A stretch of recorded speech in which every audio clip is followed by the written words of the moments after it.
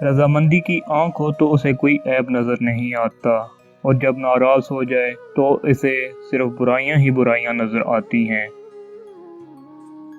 دنیا میں شاید ہی کوئی ایسا آدمی ہو جو بلند منصب ورفائز ہو کر مست، خواہشات کے پیچھے چل کر درماندہ اور بدکاروں سے مل کر نادم نہ ہوا ہو۔ ضرورتیں کم کرو گے تو راحت پاؤ گے۔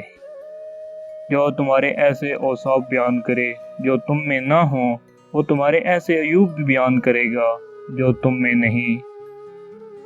اگر تم اپنے نفس کو حق میں مشغول نہ کرو گے تو وہ تم کو باطل میں مشغول کر دے گا۔ سخاوت دنیا اور آخرت کے عیبوں کو ڈھانپ لیتی ہے۔ مخلوق میں سب سے زیادہ ہمدردی کے قابل وہ ہے جو تنگ حالی کے باوجود ہمت سے زندگی بسر کرتا ہے، کیونکہ جاہل کو اس بات کا یقین ہوتا ہے کہ وہ عالم ہے، اس لیے وہ کسی کی بات نہیں مانتا۔ جس طرح بصارت کی ایک حد ہوتی ہے، اسی طرح عقل کی بھی ایک حد ہوتی ہے جہاں وہ ٹھہر جاتی ہے۔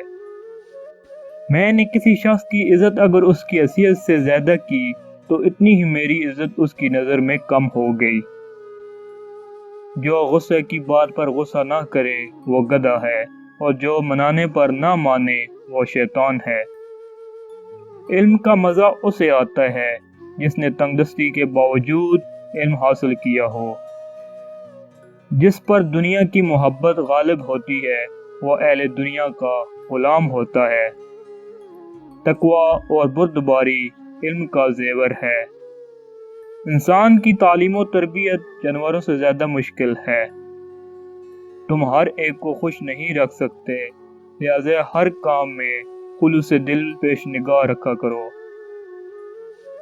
ایمان 3 چیزوں سے مکمل ہوتا ہے: بھلے کام کرنا اور ان کا حکم دینا، برے کاموں سے پرہیز کرنا اور دوسروں کو ان سے باز رکھنے کی کوشش کرنا، حدود الہی کی نگہداشت کرنا۔ 3 چیزوں کی زیادہ عزت افزائی ذلیل کر دیتی ہے: عورت، خادم اور گھوڑا۔ سب سے زیادہ جاہل وہ ہے جو گناہ سے باخبر ہوتے ہوئے بھی گناہ کا مرتکب ہوتا ہے۔